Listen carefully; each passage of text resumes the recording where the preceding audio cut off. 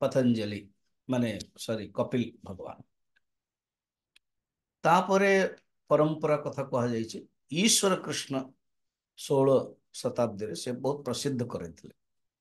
ଈଶ୍ୱର କୃଷ୍ଣ ତୃତୀୟ ଶତାବ୍ଦୀରେ, ବିଜ୍ଞାନ ଭିକ୍ଷୁ ହେଉଛନ୍ତି 16 ଶତାବ୍ଦୀରେ। କାର୍ଯ୍ୟକାରଣବାଦ ସତ୍କାର୍ଯ୍ୟବାଦର 5ଟି ଯୁକ୍ତି ଆମେ ଦେଖିଥିଲେ।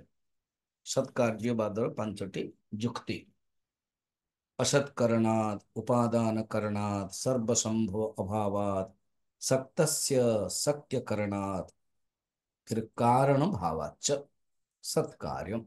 एटा सांख्य कारिका ईश्वर चंद्र कृष्णଙ୍କର ଏ ପ୍ରସିଦ୍ଧ ବାକ୍ୟ।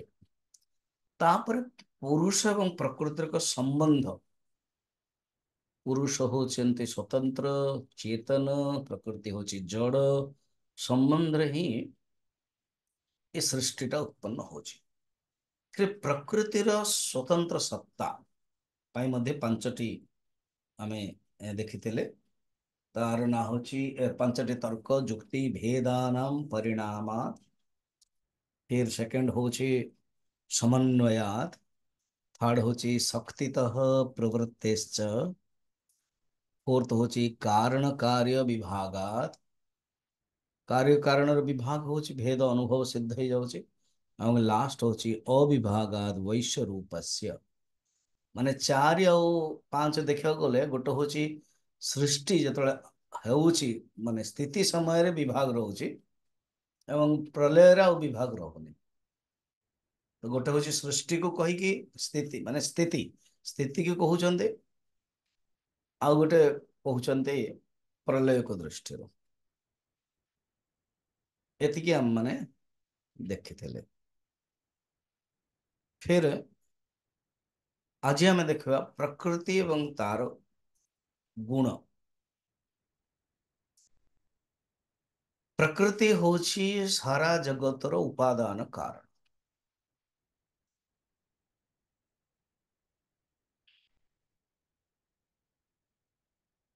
निमित्त कारण किसी आवश्यक पड़ुनी, केवल पुरुष चेतन सन्निधि मात्र संपर्क संजोग तैयारी हो जाଉଛି।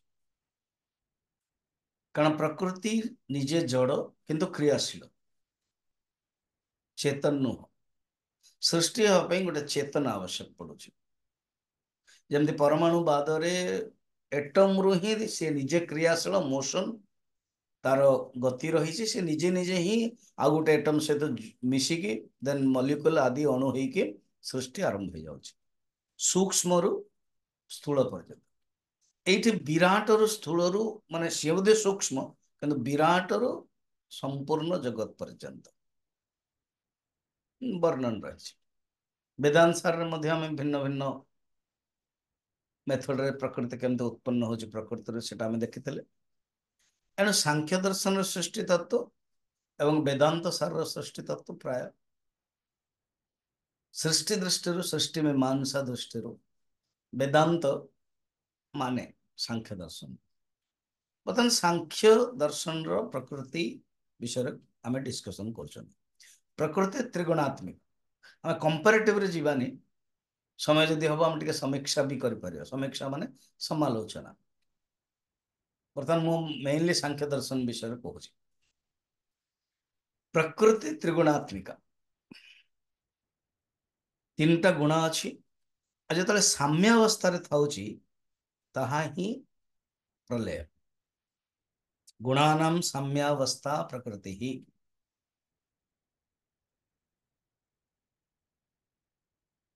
ताहा ही प्रलय। आ 3टा गुण अच्छी सत्वगुण रजगुण तमगुण। ए 3टा गुण सूक्ष्म मध्य और अतीन्द्रिय मध्य इंद्रिय परे। एणु प्रकृति भलिया एमाने मध्य प्रत्यक्ष नुह किंतु कार्यर अनुमान जना पड़ुछि कि एमानक भितरे माने एमानकर गुण अच्छी। सत्वगुणर कार्य कौन? सुख। सत्वा संजायते सुखम गीता रे 14 अध्याय देखिले मध्य। जदि सुख प्राप्त होछि तो जानंत सत्वगुण अच्छी। रजोगुणर कार्य होछि दुख। कर्म कहगला सेठे रजसो कर्म ଏଠି ଦୁଃଖ କୁହାଗଲା। କର୍ମ ମଧ୍ୟ। ଏବଂ ତମ ଗୁଣର କାର୍ଯ୍ୟ ହଉଛି ମୋହ। ମୋହ ପ୍ରମାଦ ଆଦି ସବୁ ବର୍ଣ୍ଣନ ଥିଲା। ଗୁଣ ଯୋଉଟା କି ନ୍ୟାୟ ବୈଶେଷିକ ମାନେ ଯୋଉଟା ଗୁଣ କହୁଛନ୍ତି ନା, ସେ ଦୃଷ୍ଟି ନୁହଁ। ଗୁଣାଶ୍ରୟମ୍ ଦ୍ରବ୍ୟମ୍, ପ୍ରତ୍ୟେକ ଦ୍ରବ୍ୟର ଗୋଟେ ଗୁଣ ଥାଏ, ଗୋଟେ କାର୍ଯ୍ୟ ଥାଏ, ସେ ଦୃଷ୍ଟିରୁ ଏଠି ଗୁଣ ନୁହଁ। ମାନେ ପ୍ରକୃତି ରୂପର ଦ୍ରବ୍ୟର ପ୍ରକୃତିକୁ ଦ୍ରବ୍ୟ ଏବଂ ତାର ଗୁଣ ଅଛି, ସେ ଦୃଷ୍ଟିରୁ ଏଠି କୁହାଇନି। ଏଇଠି ଗୁଣର ଅର୍ଥ ପ୍ରକାଶକତ୍ଵ, ଚଲତ୍ଵ, ଲଘୁତ୍ଵ, ଗୁରୁତ୍ଵ ଆଦି ଗୁଣର ବର୍ଣ୍ଣନ ରହିଛି। ପ୍ରକୃତି ନିଜେ ନିର୍ମାଣ ତତ୍ଵ, ନିର୍ମାଣକ ତତ୍ଵ, ଏଇ ଗୁଣ ମାଧ୍ୟମରେ ସେ ତିଆରି କରୁଛି। ଯେତେବେଳେ ସାମ୍ୟ ଅବସ୍ଥାରେ ରହୁଛି ସତ୍ୱଗୁଣ, ରଜଗୁଣ, ତମଗୁଣ, ସାମ୍ୟ ଅବସ୍ଥା ମାନେ କଣ ଆପଣ ପ୍ରଶ୍ନ ପଚାରି ପାରନ୍ତି। ଇକ୍ୱିଲିବ୍ରିୟମ୍, ଶାନ୍ତ। ସେଇ ଅବସ୍ଥାରେ ଯେତେବେଳେ ରହୁଛନ୍ତି ସେତେବେଳେ ପ୍ରକୃତି ପ୍ରଲୟ ଅବସ୍ଥାରେ, ସୃଷ୍ଟି ନାହିଁ, କେବଳ ପ୍ରକୃତି, ପ୍ରକୃତି ଛାଡିକି କିଛି ନାହିଁ। ଗୁଣ ଏଥିପାଇଁ କୁହାଯାଇଛି ପ୍ରକୃତି ଅପେକ୍ଷା ଇଏ ଗୌଣ, ସେଥିପାଇଁ ଗୁଣ। ଇଏ ଗୋଟେ ଇଣ୍ଟରେଷ୍ଟିଂ ଅର୍ଥ। ଆଉ ଗୋଟେ ଗୁଣ ଜାଣିଛନ୍ତି, ରଶ୍ମିକୁ ମଧ୍ୟ ଗୁଣ କୁହାଯାଏ। ବାନ୍ଧି ଦିଅନ୍ତି ଏମାନେ। ସାତ୍ଵିକ ଗୁଣ ବି ବାନ୍ଧନ୍ତି। ଗୋଲ୍ଡେନ ଚେନ୍ ମଧ୍ୟ ଚେନ୍ ନା, ତ ସେ ବାନ୍ଧନ୍ତି। ଗୁଣ ଏଥିପାଇଁ କୁହାଯାଇଛି କାରଣ ପ୍ରକୃତି ଅପେକ୍ଷା ଗୌଣ। ଆଚ୍ଛା, ଆଉ ଗୋଟେ ଗୁଣ କୁହାଯାଇଛି ପୁରୁଷର ଏ ଉପକରଣ। ସତ୍ୱଗୁଣ, ରଜଗୁଣ, ତମଗୁଣ, ଇଏ ଉପକରଣ।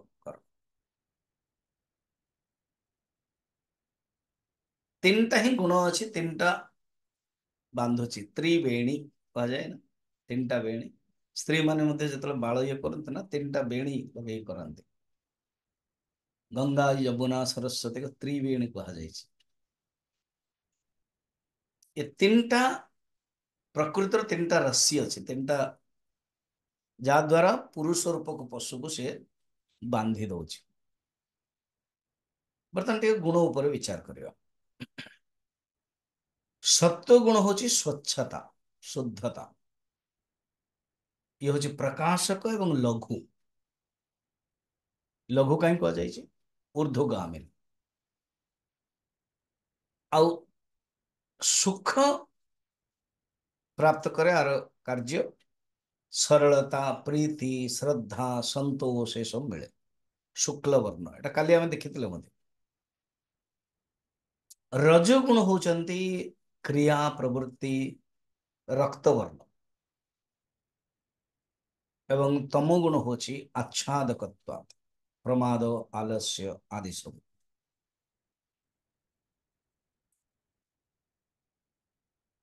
ଏବଂ ପ୍ରଶ୍ନ କାଲି ବି ଥିଲା, ମୁଁ ରଖିଥିଲି, ये सत्वगुण, रजगुण, तमगुण, ये तो बहुत विरोधात्मक है मानो।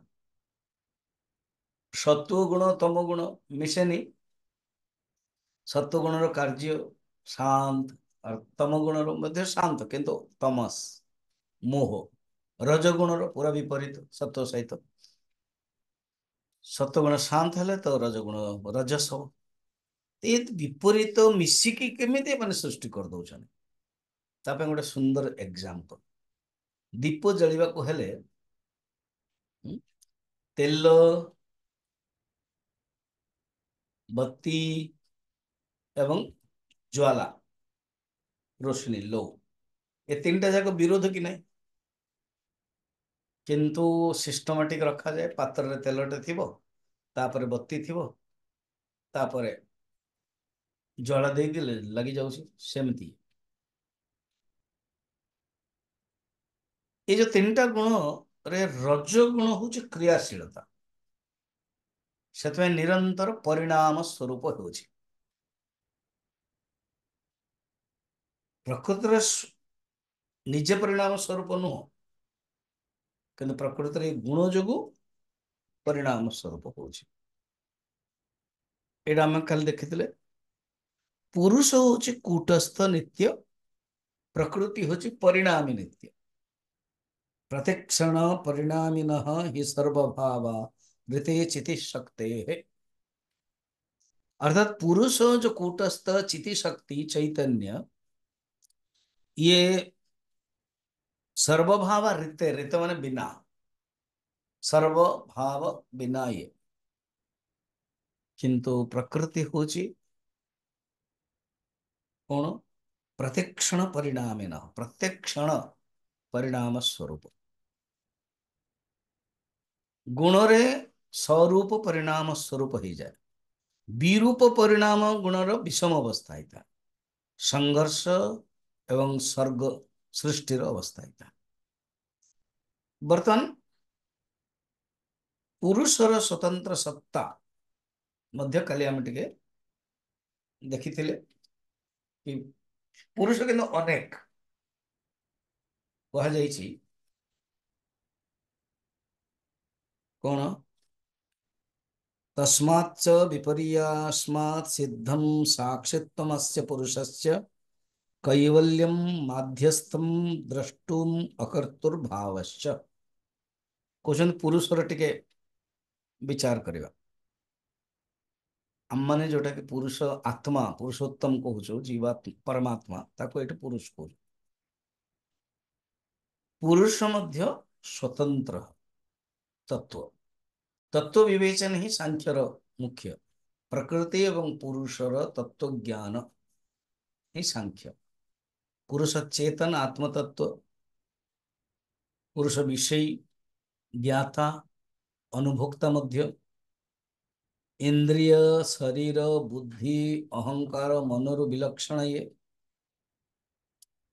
पुरुष जो चेतन से द्रव्य नुह, चैतन्य तार गुण धर्म अच्छे। पुरुष चैतन्य स्वरूप जमते मीमांसक अन्यान्य रे गुण कहगला नहीं, चैतन्य स्वरूप है परम विशुद्ध परात्पर चैतन्य स्वरूप।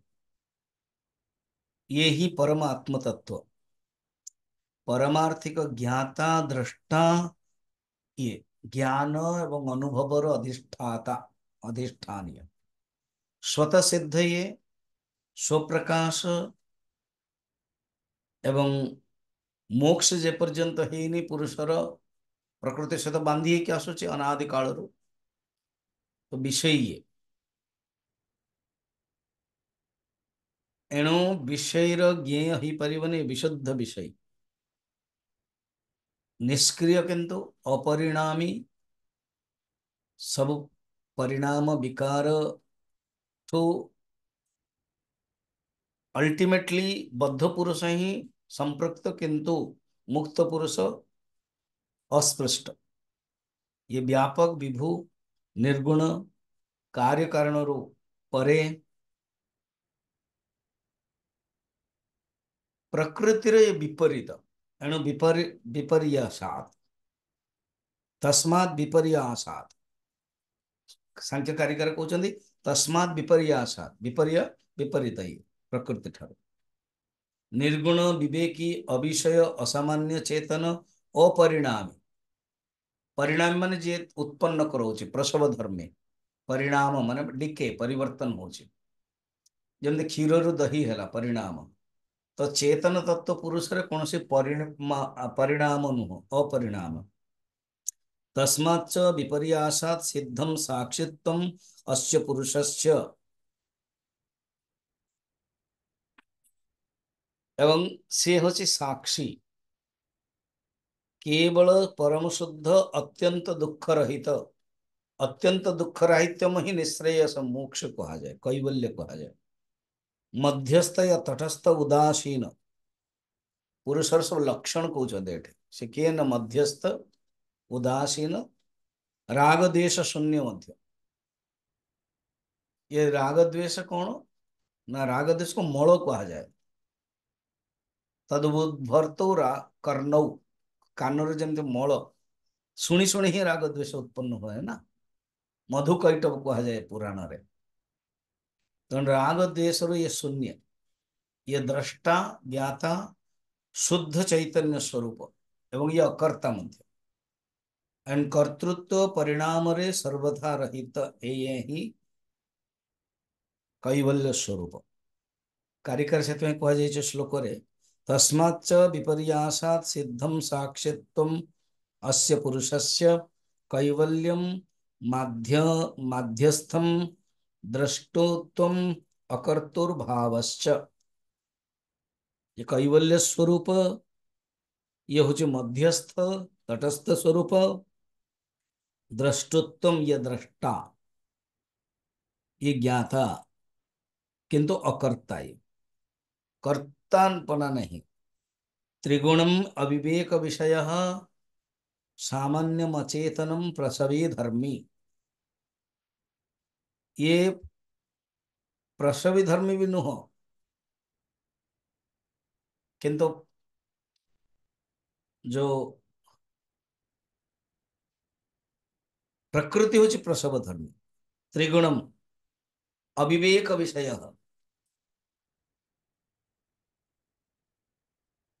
ये वर्णन रहेगा। बर्तमान प्रश्न होची पुरुषर स्वतंत्र सत्ता, एटा को भी काले हमें देखते। पुरुषर जो स्वतंत्र सत्ता, पांचटा जुक्ति आउ थे विचार करके जीवा। पुरुष अनेक मानुचंते सांख्य दर्शन, वेदांत दर्शन पुरुष गोटिए, जीवात्मा अनेक, अंतकरण अनेक, मन अनेक, सूक्ष्म शरीर अनेक, किंतु पुरुष जोटा को वेदांत कहूँ ताहा होची एक। चलते बर्तमान सांख्य दर्शन अनेक। अच्छा, ये पुरुष स्वतंत्र सत्ता अच्छे के जान कहते आमर पांचटा तर्क शुण। कौन? फर्स्ट होची संघात परार्थत्वात्। ये जो आम संघात देखुचु, संघात माने कौन? कार्य समूह जड़, आर निजर कौन सी अभिप्राय नहीं, प्रयोजन नहीं। ये अन्य मानक पाए, अन्य पाए, कहा पाए? चेतन पाए। तेणु अव्यक्त प्रकृति बा सैठ जो उत्पन्न होचे कार्य समूह, ये जड़ निज पाई नुह, अन्य पाई। कहा पाई? ये पुरुष पाई से स्वयं प्रकृति एवं ताठ जो उत्पन्न होचे कार्य, पुरुष चेतन पुरुषर प्रयोजन पाई। तेणु भोग पुरुषर ए प्रकृतिर दीटा काम। प्रकृतिर प्रयोजन कौन? ए संसार जो सृष्टि भी है, प्रयोजन कौन? भोग एवं मोक्ष। भोग कले ही वैराग्य हो, तो वैराग्य हवा ही मोक्षर उपाय साधन। तो भोग अपवर्ग मोक्ष, प्रकृति एवं तार जो तीन गुण जिते सब सृष्टि बर्तमान आम देखा आज, ये समूह भोग एवं अपवर्ग पाई, प्रयोजन सिद्ध कहा पाई? पुरुष पाई। तेणु संघात परार्थत्वात्। सेकेंड होची त्रिगुणादि विपर्याय। ये जी पुरुष अच्छी, ये पुरुष होची त्रैगुण, त्रिगुण रु परे। तीन टा जो गुण अच्छी, ये पुरुष नुह, विपरीत। ये अपरिणामी चेतनीय, प्रकृति परिणामी स्वरूप, किंतु पुरुष होची अपरिणामी चेतन स्वरूप। तीन नंबर होची अधिष्ठानात्, ज्ञान एवं अनुभवर अधिष्ठान। इवेन लौकिक ज्ञान भी मिलूँ, सुख दुख ज्ञान सब जिते वृत्ति मध्य चित्तवृत्ति आम देखा योग दर्शन रे पंचक्लेश चित्तवृत्ति चित्र भूमि अन्यान्य, ये सबू अधिष्ठान के पुरुष। इन कहा जाए अधिष्ठानात्। चतुर्थ जुक्ति होची भोक्तृभावात्। पुरुष होची भोक्ता, अकर्ता किंतु भोक्ता। भोग भोग भोग करने चाहूँगी चेतन पुरुष भोक्ता। एवं पांच नंबर होची कैवल्यार्थम प्रवृत्तस्य। पुरुषर लक्ष्य ही कैवल्य को प्राप्त करवा, आध्यात्मिक स्वभाव तार सबकि से करुच्ची, अल्टीमेटली ता भीतर होची परमानंद प्राप्ति, अत्यंत दुख निवृत्ति। सांख्य कारिगर ये जो पांचटा ମୁଁ କହିଲି ତାର ଶ୍ଲୋକ ଅଛି। ସଂଘାର୍ଥ ସଂଘାତ ପରାର୍ଥତ୍ୱାत् त्रिगुणादि विपर्यया अधिष्ठानात् पुरुषोस्ति भोक्तृभावात् कैवल्यार्थ प्रवृत्तिश्च सांख्य कारिका। ଏବଂ ପୁରୁଷ ହଉଛି ଅନେକ। ଆମେ ଏହା ବି ଦେଖିଲେ ପୁରୁଷର ଅନେକତା ସିଦ୍ଧ କାହିଁକି କେମିତି ହେଇଛି।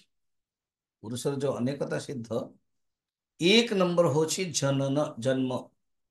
ଜଣଙ୍କର ଜନ୍ମ ହଉଛି ତ ସମସ୍ତଙ୍କର ଜନ୍ମ ହବ ତା ନୁହଁ, ସମସ୍ତଙ୍କର ଅଲଗା ଅଲଗା ଜନ୍ମ, ମରଣ ବି ଅଲଗା ଅଲଗା। ଦୁଇ, ତିନି ହଉଛି କରଣ ମଧ୍ୟ ଅଲଗା ଅଲଗା। ଚାରି ହଉଛି ଅୟୁଗପତ ପ୍ରବୃତ୍ତି, ସମସ୍ତେ ସମାନ ରୂପରେ ପ୍ରବୃତ୍ତି ହଉଛନ୍ତି କି ନାଇଁ, ନିଜ ନିଜର ଅଲଗା ଅଲଗା ବାସନା ନେଇକି ପ୍ରବୃତ୍ତି ହଉଛି। एंड 5 नंबर हूँ त्रैगुण्य विपर्यात, ये गुणरु ये अलग, एणु ये अनेकता। तीन गुणरु परे एवं निस्त्रैगुण्य ये त्रिगुणातीत। वर्तमान आम सृष्टि विषय विचार करिया। सर्ग सांख्य दर्शन रो विचार होची गुण जतले साम्यावस्था थिबो, गुणानाम साम्यावस्था प्रकृति ही साम्यावस्था थिबो, ताहा ही प्रलय। आ जतले वैषम्य हो जाउची, इक्विलिब्रियम, जमती भावंतु गोटे तालाब अच्छे, सरोवर पूरा शांत है, बस हावार झुंका आसला, प्रलय माने ढेउ आसीगला, सृष्टि हो गला, तरंग आसीगला। सेमती ये तीनटा गुण शांत होते तो प्रलय तीनटा गुण रे जो रजस गुण ना वो खाली रही पारिबनी। तो तार तो प्रश्न हो जदि खाली रही पारिबनी प्रलय रे रहला केमती ना, सत्वगुण रजगुण तमगुण एथिपाई से रहिला कि परिपाक हैनी, परिपाक वाली शब्द कौन, मैच्योरिटी हैनी। रजस गुण मध्य मैच्योरिटी हेले ही जाके चंचल हब, नले हबनी।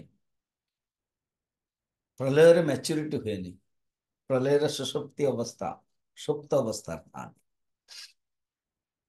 सृष्टि माने कौन, प्रलय हब माने सृष्टि माने परिणाम ही जीवा,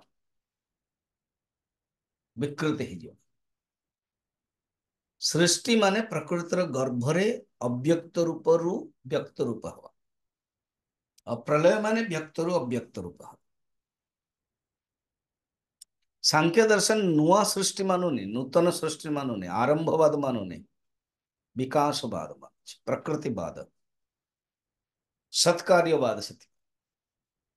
ये नूतन सृष्टि नुह कि नुआ जिनस किसी है, प्रकृति सदा क्रियाशील थिला, रजोगुण रूप तार काम कर बर्तमान काम कर जब काम कर दौची सी हूँ सृष्टि। अच्छा, ये जो सृष्टि अच्छी ये सीधा नुह कि सृष्टि फिर स्थिति फिर प्रलय ना, ये सृष्टि स्थिति प्रलय ये हूँ गोटे चक्र। सृष्टि काम सृष्टि बिना कारण हुए नहीं, गोटे प्रयोजन थी। प्रयोजन कौन, पुरुष को खुशी करने,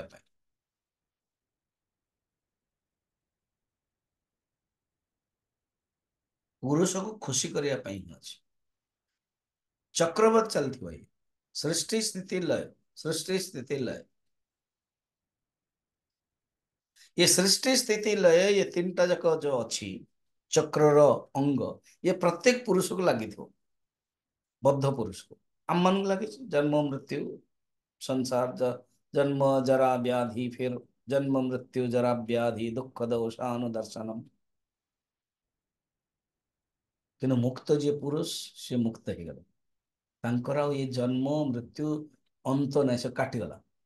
बौद्ध दर्शन मन अच्छी प्रत्यक्ष समुत्पाद, ये जो 12टा अच्छी, प्रथमे अविद्या संस्कार कंटिन्यू चलियो, भव जाति, जाति मन जन्म, फिर जरा मरण, लास्ट 12 नंबर ताको काटिदेवा कार्य कारण संबंध। ତ ଯିଏ ମୁକ୍ତ ପୁରୁଷ ହେଇଗଲାଣି ତାର ଆଉ କିଛି କାର୍ଯ୍ୟ କାରଣ ନାହିଁ, ସେ କଟିଗଲା। ଚକ୍ର, ଆକୁ କୁହନ୍ତି 12ଟା ଚକ୍ର। ମୁଁ ବେଦାନ୍ତରେ ଅଷ୍ଟଚକ୍ର ବୁଝାଏ, ତାହା ହିଁ ଆକୁ 12ଟା ଚକ୍ର କୁହାଯାଏ। ବୌଦ୍ଧ ଦର୍ଶନରେ ବେଳକୁ କୁହାଯାଇଛି। ବଦ୍ଧ ପୁରୁଷ ଏଇ ଭିତରେ ହିଁ ରହିବ। ଆଚ୍ଛା, ପ୍ରକୃତିରୁ ଯୋଉ ଉତ୍ପନ୍ନ ସବୁ ହେଲା ଏଇ ସଂସାର ବସ୍ତୁ, 2 ଦିନ ତଳରେ ଆମେ ଦେଖିଥିଲେନି ଏଇ ଯୋଉ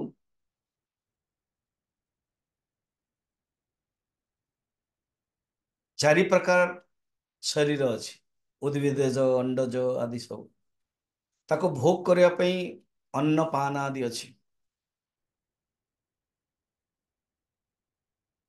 ଫେର ତାଙ୍କର ସ୍ଥାନ ପାଇଁ, ଅଧିଷ୍ଠାନ ପାଇଁ, ଆଧାର ପାଇଁ 14 ଲୋକ ଅଛି। ଭୂର୍ଭୁବ ସ୍ୱଃ ଜହ ମନଃ ଜନଃ ତପଃ ସତ୍ୟମ୍, ରତଲ ବିତଲ ତଳାତଲ ରସାତଲ ମହାତଲ ପାତାଳ। ଏହିପରି ଭାବରେ 7ଟା ତଳେ 7ଟା ଉପରେ, ଏ ଯୋଉ 14ଟା ଲୋକ, ଇଏ କଣ ସବୁ? ଇଏ ଭୋଗ, ଜଡ ପଦାର୍ଥ ଭୋଗ ପାଇଁ। ଇଏ ହଉଛି ପ୍ରକୃତିର କାର୍ଯ୍ୟ। ପ୍ରୟୋଜନ କଣ? ପୁରୁଷକୁ ଖୁସି କରିବା ପାଇଁ ପ୍ରବୃତ୍ତ କରୁଛନ୍ତି। ସୃଷ୍ଟିର କାମ ହଉଛି ପୁରୁଷକୁ ଭୋଗ ଦବ, ୟା ମୋକ୍ଷ। ଭୋଗ ହେଲା ପରେ ହିଁ ମୋକ୍ଷ ଆସିବ ନା। ଭୋଗ ପାଇଁ ପ୍ରକୃତି କଣ କରୁଛି? ପ୍ରସୂତ ସୃଷ୍ଟି କରୁଛି। ଆଉ ମୋକ୍ଷ ହେଇଗଲା ପରେ ପ୍ରକୃତି କି ଅପେକ୍ଷା ରହୁଛି କି ଇଏ ବାହାରି ଯାଏ। ଆସକ୍ତି ଯେ ପର୍ଯ୍ୟନ୍ତ ଅଛି, ଭୋଗ ଅଛି, ଆସକ୍ତି ହଟିଗଲା, ଅନାସକ୍ତି ହେଇଗଲା, ବିରକ୍ତ ହେଇଗଲା, ସ୍ୱୟଂ ଜ୍ଞାନ ହେଇଗଲା। ବର୍ତ୍ତମାନ ଗୋଟେ ପ୍ରଶ୍ନ ହବ, ତାଙ୍କୁ ଯଦି କିଏ ମାନେ ସତ୍କାର୍ୟବାଦୀକୁ, ମାନେ ସାଂଖ୍ୟ ମାନଙ୍କୁ ପ୍ରଶ୍ନ ପଚାରିବା, ସୃଷ୍ଟି କ୍यों, କାହିଁକି ହଉଛି ଆଉ କେମିତି ହଉଛି? ତ ସୃଷ୍ଟି କାହିଁକି ହଉଛି? ସେ କହୁଛନ୍ତି ପୁରୁଷାର୍ଥ ସିଦ୍ଧି ପାଇଁ। ପୁରୁଷାର୍ଥ ସିଦ୍ଧି ପାଇଁ ମାନେ ପୁରୁଷ ପାଇଁ। ଏଟା ମନେ ରଖିଥାଅ।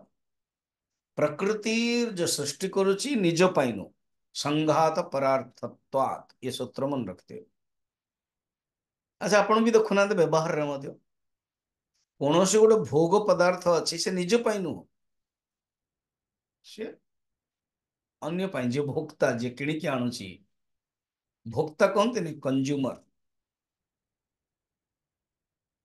ତା ପାଇଁ। ଆଉ କେମିତି ହଉଛି, କଣ ପାଇଁ ହଉଛି, କ୍यों, କଣ ପାଇଁ? ପୁରୁଷର ପ୍ରୟୋଜନ ପାଇଁ। କଣ ପୁରୁଷର ପ୍ରୟୋଜନ? ଭୋଗ ଏବଂ ମୋକ୍ଷ।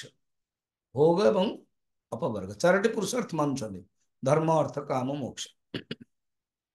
କେମିତି ହଉଛି ନା, କହୁଛନ୍ତି ଗୁଣ ବୈଷମ୍ୟ, ଗୁଣ ସମାନ ଅବସ୍ଥାରେ ଇକ୍ୱିଲିବ୍ରିୟମ୍ ଥିବ, ସତ୍ୟ ଗୁଣ, ରଜଗୁଣ, ତମ ଗୁଣ କିଛି ନଥିବ, ପ୍ରଳୟ ହେଇଗଲା।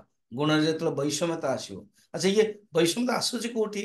ନା ବାସନାର, ପ୍ରକୃତିରେ ଯୋଉ ବାସନା ଅଛି, ଯୋଉଟାକି ମୀମାଂସା ଦର୍ଶନରେ ଅଦୃଷ୍ଟ କହନ୍ତି, ଅପୂର୍ବ କହନ୍ତି, ପରିପକ୍ୱ ହେଇଗଲା ପରେ ହେଇଯିବ, ବୈଷମ୍ୟ ହେଇଯିବ। ଫିର ଆଉ ଥରେ ପ୍ରଶ୍ନ ହବ, କଣ? ଏ ଯୋଉ ସ୍ୱରୂପ ପରିଣାମ, ଗୁଣର ସାମ୍ୟ ଅବସ୍ଥା ଅଚାନକ ବିରୂପ ପରିଣାମରେ କେମିତି ହେଇଯିବ? ବଢିଆରେ ତ ଥିଲା ପ୍ରଳୟ ଅବସ୍ଥାରେ, ଅଚାନକ କେମିତି ହବ? ସେ କଥା, ଆରେ ବାବା, ନିଜେ ପରିବର୍ତ୍ତନ ହୁଏନି, ହଠାତ୍ ହବନି। ପୁରୁଷ ସହିତ ସମ୍ବନ୍ଧ ଯେତେବେଳେ ହେଇଯାଉଛି, ସେତେବେଳେ ହଉଛି। ପୁରୁଷ ଯେତେବେଳେ ସମ୍ବନ୍ଧ, ପୁରୁଷର ପ୍ରେଜେନ୍ସରେ, ରଜଗୁଣର ପରିପାକରେ ଚଞ୍ଚଳତା, ମୋସନ ସୃଷ୍ଟି ହଉଛି, ଦେନ୍ ରଜଗୁଣ ମଧ୍ୟ ସତ୍ୱଗୁଣକୁ ଠେଲୁଛି କାମ କରିବା ପାଇଁ, ତମ ଗୁଣକୁ ବି ଠେଲୁଛି। ତ ଏହିପରି ଭାବରେ ସୃଷ୍ଟି ଆରମ୍ଭ ହଉଛି।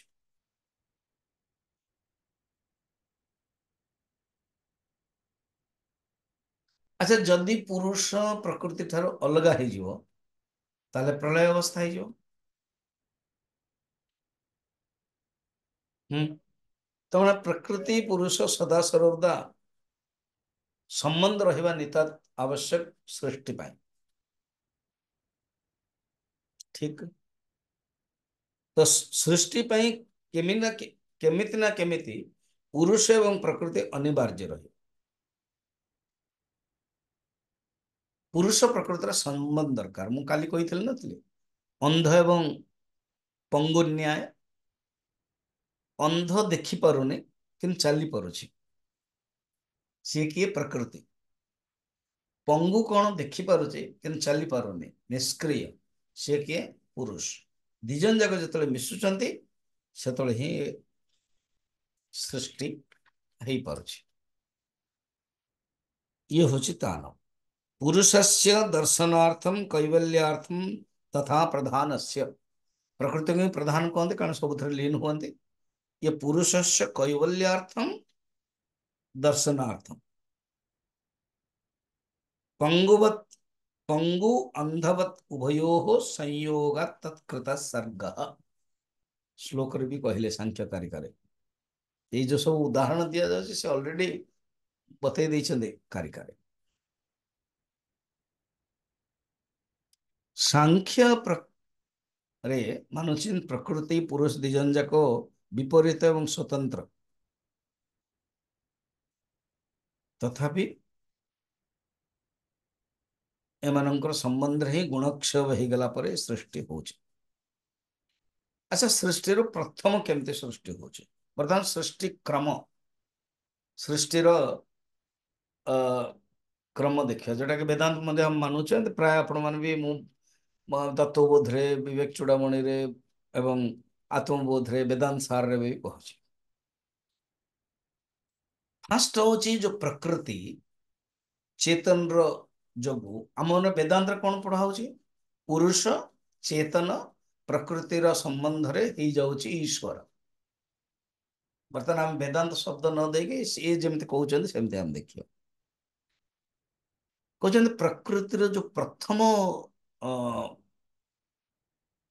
स्टेप अच्छी ताको कहते महत्त्व जोटा कि वेदांत रे मुख्यतः हिरण्यगर्भ।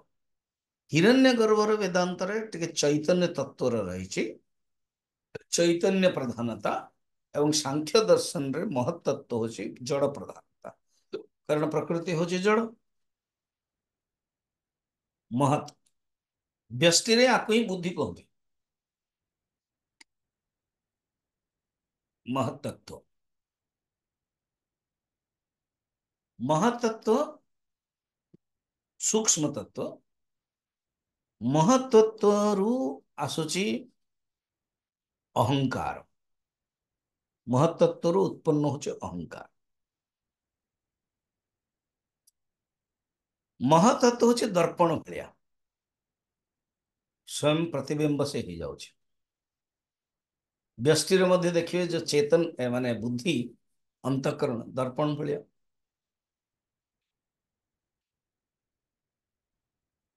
एवं जो निर्गुण पुरुष थिला यही महत्त्वर संबंध जोगु प्रकृतिर संबंध हो गला भोक्ता ज्ञाता हो जाउची।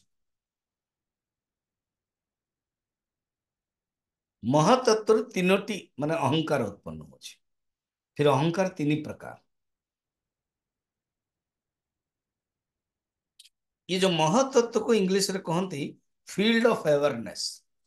ये फील्ड ऑफ अवेयरनेस संबंध हो गला परे महत्त्वर आरंभ होची। महत्त्व गोटे फील्ड आरंभ हो एंड अहंकार कौन ना एक्शन ऑफ एग्जिस्टेंस। एग्जिस्टेंस को मु रहिबी तापर से आरंभ करुछि। अहंकार अभिमान भावना समस्त अहंकार भी से अहम एवं मम मु एवं मोर भावना जीवत्व दृष्टि तो यहाँ स्पष्ट देखा जाउछि। जीवर आम मानकर मु मोर मे और मोर तोर ते माया ज्ञातृत्व एवं भोतृत्व सहित कर्तृत्व आरंभ हो जाउछि।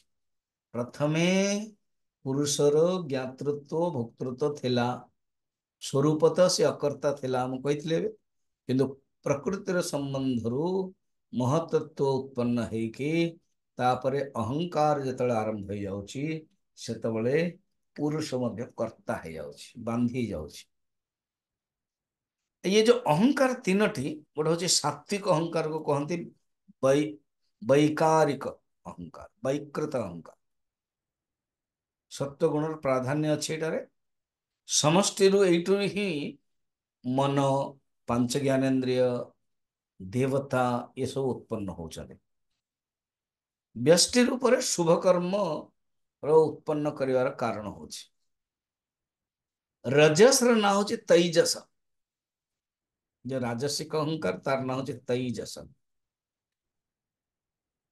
से सात्विक अहंकार और तामसिक अहंकार को शक्ति दौचे व्यष्टि दृष्टि ये अशुभ कर्मर जनक माना जाउछि तामसिक अहंकार ही तन्मात्र उत्पन्न होछि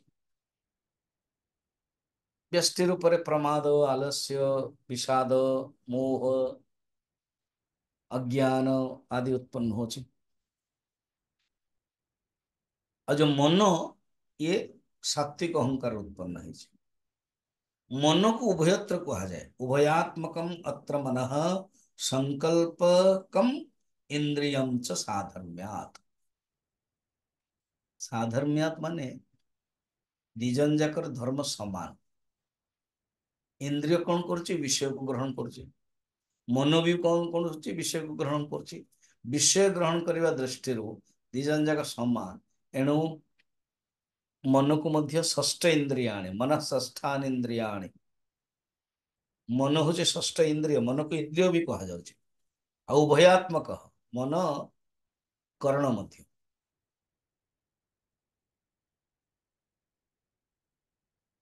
ये हम मैंने देखले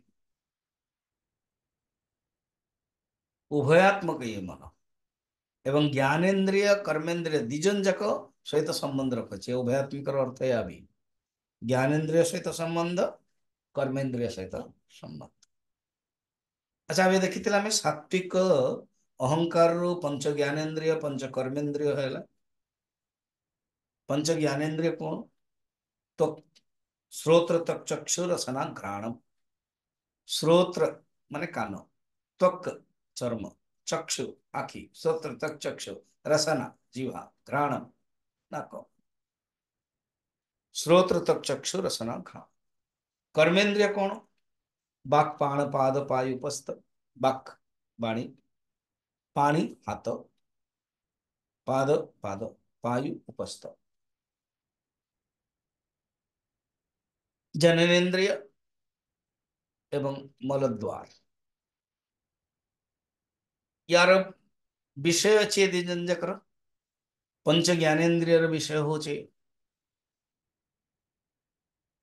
शब्द स्पर्श रूप रसगंध एवं पंच कर्मेन्द्रिय विषय होची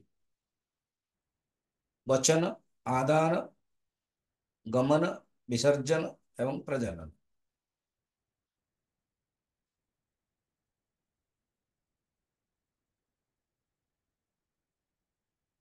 अच्छा बेन 24 प्रकृति अच्छी प्रकृति एक बर्तन महतत्व दुई अहंकार तीन मन चारि है ना ज्ञानेन्द्रिय कर्मेन्द्रिय पंच प्राण प्राण मध्य उत्पन्न होचंते एठो एवं पंच महाभूत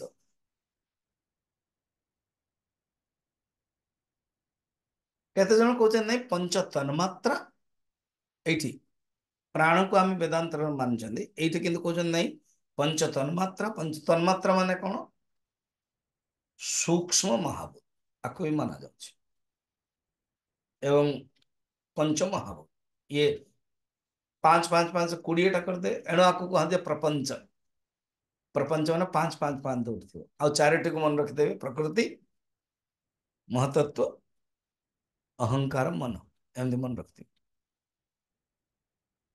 ठीक यो यहीपरि भाव है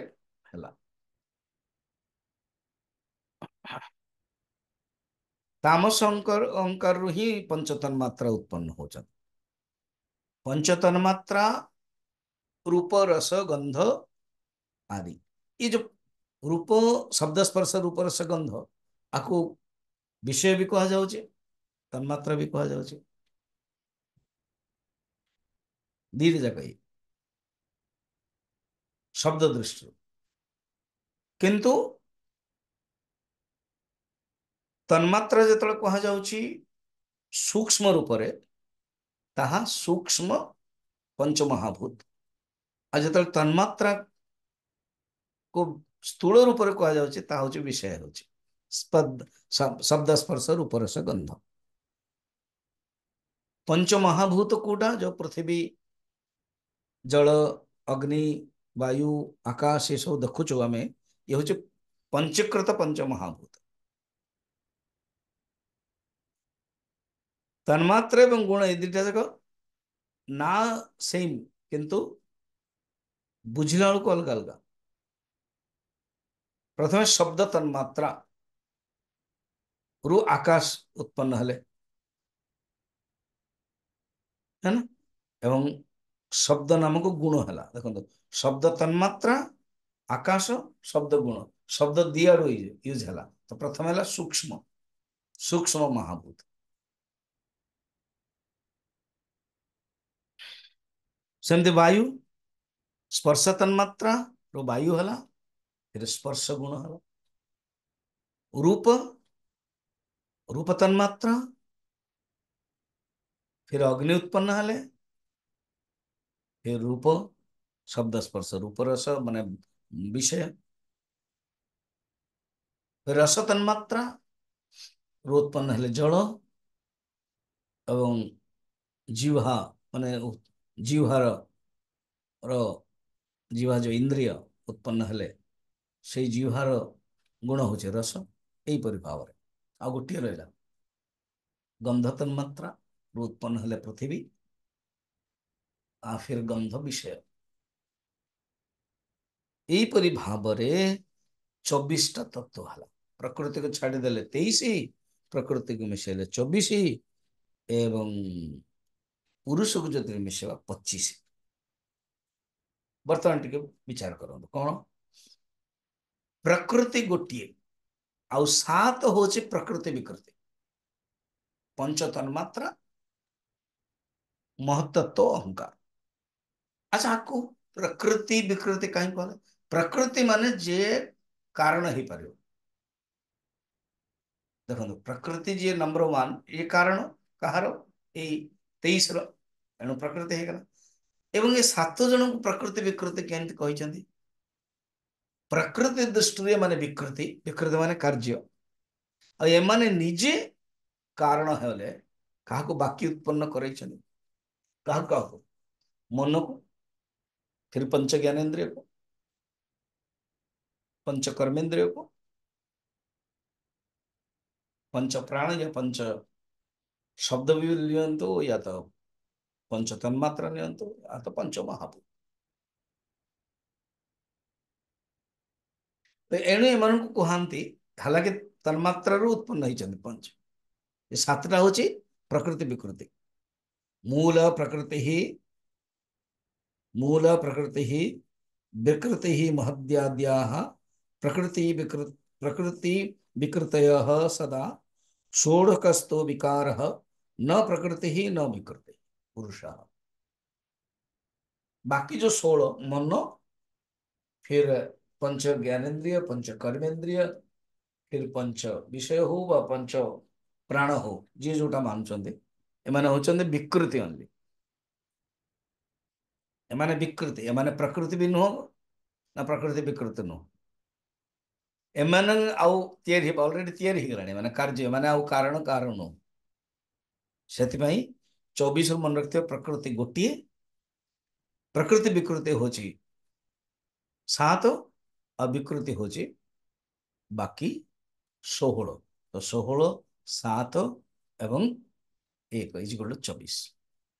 सांख्य अनुसार जो सृष्टि अच्छी, ये जो विकास प्रयोजन मूलक, प्रयोजन माने कौन ନିଶ୍ଚୟ କିଛି ଗୋଟେ ପ୍ରୟୋଜନ କରୁଛି। ଫଳ ମାନେ ପୃଥିବୀ ପ୍ରୟୋଜନ, ଜଳ ପ୍ରୟୋଜନ, ଅଗ୍ନିର ପ୍ରୟୋଜନ, ଯେକୌଣସି ଗୋଟେ ପ୍ରୟୋଜନ ଯୋଗୁ ହିଁ ହଉଛି। ଏଇଟା ବତେଇଦେଲି। ବର୍ତ୍ତମାନ ଆମେ ସମୟରେ ଦେଖିବା ଟିକେ ବନ୍ଧନ ଏବଂ ମୋକ୍ଷର ପରିଭାଷା। ଏମାନେ କଣ ମାନୁଛନ୍ତି? ୟେସ୍, ସାଂସାରିକ ଜୀବନରେ ତିନୋଟି ଦୁଃଖ ଅଛି। ଆମମାନେ ମଧ୍ୟ କହୁଛୁ ଆଧି ଭୌତିକ ଦୁଃଖ, ଆଧ୍ୟାତ୍ମିକ ଦୁଃଖ, ଆଧିଦୈବିକ ଦୁଃଖ। ଏ ତିନୋଟି ଦୁଃଖରେ ଯିଏ ଭରା ରହୁଛି ସିଏ ହଉଛି ଜୀବାତ୍ମା। ତ୍ରିବିଧ ଦୁଃଖ ଆତ୍ୟନ୍ତିକ ନିବୃତ୍ତି ହିଁ ମୋକ୍ଷ। ତ୍ରିବିଧ ଦୁଃଖ ଆତ୍ୟନ୍ତିକ ନିବୃତ୍ତି ହିଁ ମୋକ୍ଷ।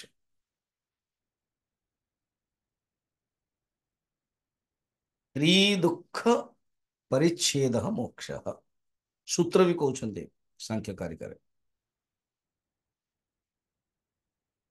ଏଇଟା ହଉଛି ପରମ ପୁରୁଷାର୍ଥ, ଇଏ ହଉଛି ସର୍ବଶ୍ରେଷ୍ଠ ପୁରୁଷାର୍ଥ, ଜୀବନର ଚରମ ଲକ୍ଷ୍ୟ ଏଇଟା। ଇଏ ହିଁ ଚରମ ଲକ୍ଷ୍ୟ। ଇଏ ପରମାତ୍ମା ର ସ୍ୱରୂପରେ ହିଁ ମୋକ୍ଷ ପ୍ରାପ୍ତ କରିବା, ସେଇ ସ୍ଥିତିରେ ଯିବା, ୟାକୁ କହନ୍ତି ମୋକ୍ଷ।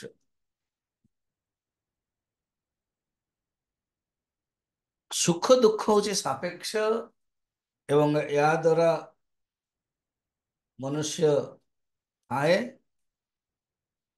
ତାଠୁ ଜ୍ଞାନ ଦ୍ୱାରା ପ୍ରାପ୍ତ କରିକି ଯେତେବେଳେ ମୋକ୍ଷ ହୁଏ, ଚରମ ପୁରୁଷାର୍ଥ ପ୍ରାପ୍ତ କରେ, ମୋକ୍ଷ ହେଇଗଲା ପରେ ଶୁଦ୍ଧ ଚୈତନ୍ୟ, ଆଉ କିଛି ନାହିଁ। ଆଚ୍ଛା, ବड़ा ଇଣ୍ଟରେଷ୍ଟିଂ କଣ, ସାଂଖ୍ୟ ଦର୍ଶନରେ ପୁରୁଷକୁ ଆନନ୍ଦ ସ୍ୱରୂପ ନୁହଁ ଇଏ। ଆରେ ଆନନ୍ଦ ସ୍ୱରୂପ ନୁହଁ ନା? ହଁ, ସେମାନେ ମାନୁନାହାନ୍ତି। ଯେମିତି ବେଦାନ୍ତରେ ସଚ୍ଚିଦାନନ୍ଦ ସ୍ୱରୂପ, ସେମାନେ ମାନୁନାହାନ୍ତି ଆନନ୍ଦ ସ୍ୱରୂପ। ଆନନ୍ଦ ହଉଛି ସାତ୍ଵିକର ହିଁ ଲକ୍ଷଣ, ପୁରୁଷର ନୁହଁ। ପୁରୁଷ ନିଜେ ତ୍ରିଗୁଣାତୀତ, ସେଥିପାଇଁ ଆନନ୍ଦକୁ ସେମାନେ ସାତ୍ଵିକର ଲକ୍ଷଣ କହୁଛନ୍ତି, ଏଣୁ ତ୍ରିଗୁଣାତୀତ। ଆଚ୍ଛା, ପୁରୁଷ ବଦ୍ଧରେ ଥାଏ, ଦୁଃଖରେ ଥାଏ, ତାକୁ କହନ୍ତି ଜୀବ ବଦ୍ଧ। କିନ୍ତୁ ଥରେ ଯେତେବେଳେ ସେ ଶୁଦ୍ଧ ପୁରୁଷ ହେଇଯିବ, ଶୁଭ କର୍ମରୁ ପରେ ହେଇଯିବ, ଅଧର୍ମରୁ ବି ପରେ ହେଇଯିବ। ଏବଂ ତତ୍ତ୍ୱ ଅଭ୍ୟାସାତ୍ ନାସ୍ମି ନମେ ନାହମ୍ ଇତି ଅପରିଶେଷମ୍। ଯେତେବେଳେ ତତ୍ତ୍ୱ ଅଭ୍ୟାସ କରିବ, ତତ୍ତ୍ୱର ବିବେକ କରିବ, ସେତେବେଳେ ସେ ଅନୁଭବ କରିବ, ଯେତେବେଳେ ଜ୍ଞାନ ହେଇଯିବ କି ମୁଁ ଏହା ନୁହଁ, ମୁଁ ଅଚେତନ ବିଷୟ ନୁହଁ, ମୁଁ ଜଡ଼ ନୁହଁ, ମୁଁ ଅନ୍ତଃକରଣ ନୁହଁ, ଅବିପର୍ଯ୍ୟାତ୍ ବିଶୁଦ୍ଧମ୍ କେବଲମ୍ ଉତ୍ପଦ୍ୟତେ ଜ୍ଞାନମ୍। ଯେତେବେଳେ ଜ୍ଞାନ ହେଇଯିବ, ସେତେବେଳେ ସେ ଅନୁଭବ କରିଦେବ କି ମୁଁ କିଛି ନୁହଁ। ଜ୍ଞାନ ତତ୍ତ୍ୱାଭ୍ୟାସ ଦ୍ୱାରା ହିଁ ସୁଦୃଢ଼ ହବ। ସେତେବେଳେ ନିର୍ବିକଳ୍ପ ଅନୁଭବର ରୂପ ହେଇଯିବ। ଜ୍ଞାତବ୍ୟ ବି ଶେଷ ନ ହେବ। ୟଦ୍ ଜ୍ଞାତବ୍ୟମ୍ ନ ଅବଶିଷ୍ୟତେ, ଜ୍ଞାତବ୍ୟ ବି କିଛି ରହିବନି। ବିଶୁଦ୍ଧ ଜ୍ଞାନ ତତ୍ତ୍ୱ ଚୈତନ୍ୟ ତିଷ୍ଠତି ସଂସ୍କାରବଶାତ୍ ଚକ୍ର ଭୂମିବଦ୍ଧୃତ ଶରୀରଃ ପ୍ରାପ୍ତି ଶରୀର ଭେଦେ ଉଭୟମ୍ କୈବଲ୍ୟମ୍ ଆପ୍ନୋତି। କହୁଛନ୍ତି ଥରେ ଏଇ ସ୍ଥିତିରେ ରହିଗଲା ପରେ ଆଉ ପ୍ରକୃତି ସହିତ, ଶରୀର ସହିତ ସମ୍ବନ୍ଧ ରହିବନି, ଜୀବନ ମୁକ୍ତ ହେଇଯିବ। ଥରେ ଜୀବନ ମୁକ୍ତ ହେଇଗଲା ପରେ ନିତ୍ୟ, ଇଏ ହଉଛି ମୁକ୍ତର ସ୍ୱରୂପ, ମୁକ୍ତର ସ୍ୱଭାବ। ଯେମିତି ମନୁଷ୍ୟ କୁମ୍ଭାର ଗୋଟେ ଚକକୁ ନେଇକି ତିଆରି କରୁଥିବ ଏବଂ ତାର ହାତ ହଟିଯିବ, ହାତ ହଟିଗଲା ପରେ କଣ, ଆଉ କର୍ମ ଆଉ ନାହିଁ, କିନ୍ତୁ ତଥାପି ବୁଲୁଥିବ ସିଏ। ଫ୍ୟାନ୍ଟା ବି ଯେମିତି, ଆମେ ଫ୍ୟାନ୍ ସ୍ପିଡରେ 5 ନମ୍ବର ବୁଲୁଥିବ, ବନ୍ଦ କରିଦେଲେ ତଥାପି କିଛି ସମୟ ବୁଲୁଛି। ସେମିତି ଜୀବନ ମୁକ୍ତ ପୁରୁଷ ଶରୀରର ପ୍ରାରବ୍ଧ ଯୋଗୁ ଏ ସଂସାରରେ ରହନ୍ତି, ନଚେତ୍ ତାଙ୍କର କିଛି ନାହିଁ। ଶରୀରର ଥିବା ସତ୍ତ୍ୱେ ଯେତେବେଳେ ମୁକ୍ତ ହବ, ଜୀବନ ମୁକ୍ତ, କେବଲି ତାକୁ କହନ୍ତି କୈବଲ୍ୟ, କେବଲସ୍ୟ ଭାବ। ଆଉ ଶରୀର ପାତ ଯେତେବେଳେ ହେଲା, ବିଦେହ ମୁକ୍ତି। ଆଉ ମଧ୍ୟ ଆମେ ବେଦାନ୍ତ କରୁଛୁ। ସାଂଖ୍ୟ ଦର୍ଶନ ଅନୁସାରେ ପୁରୁଷ ବନ୍ଧନ ମୋକ୍ଷରୁ ଅସଂସ୍ପୃକ୍ତ, ଅନ୍ତଃକରଣ ଅବଚ୍ଛିନ୍ନ ଜୀବ ହିଁ ଲିଙ୍ଗ ଶରୀର ଦ୍ୱାରା बंधन रे पड़े। मोक्ष कार हुए पुरुष हुए नहीं, जीवात्मा जीवर हुए। प्रकृति तो सबले बांधी था।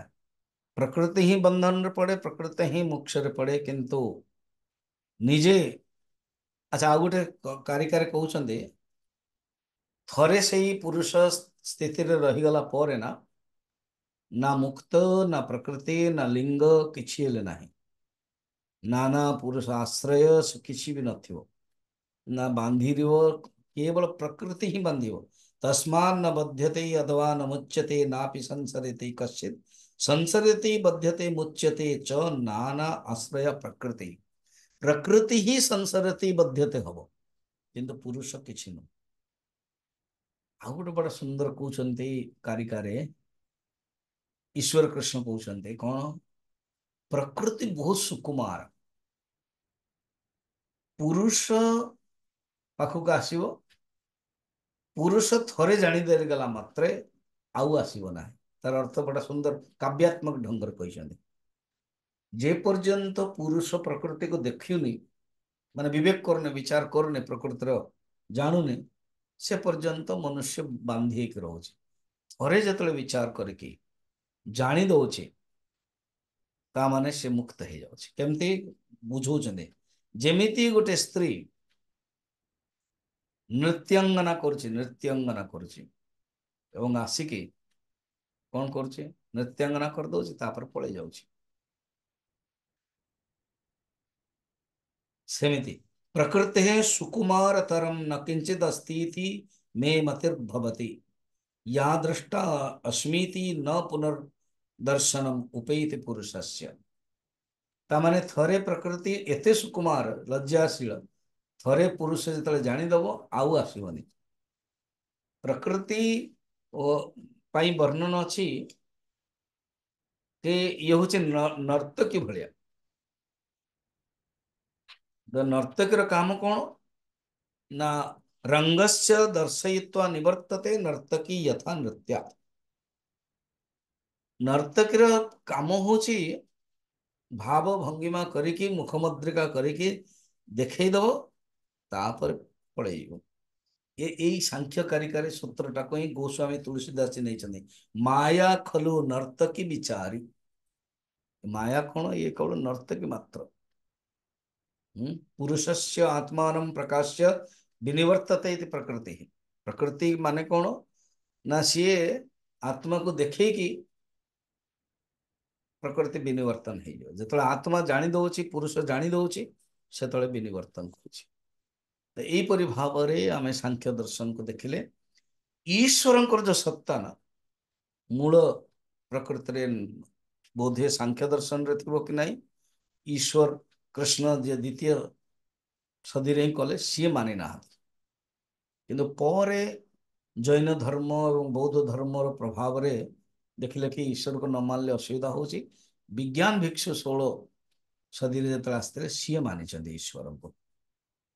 ईश्वर स्वतंत्र सर्वशक्तिमान यहीपरि भाव में से स्वीकार कर। मुख्यतः सांख्य निरेश्वरवाद ही कहुए, किंतु सांख्य दर्शन मध्य प्रकृति आदि वर्णन रही। मुख्यतः सृष्टि मीमांसा से माने बहुत, आचार संहिता उपरे एते गुरुत्व नाही।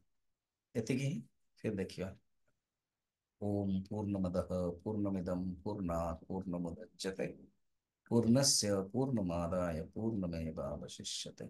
ओम शांति ही शांति। खाली मु जोग दर्शन देवी, जोग दर्शन बहुत ही इंपोर्टेंट दर्शन, बहुत बढ़िया इंटरेस्टिंग प्रैक्टिकल।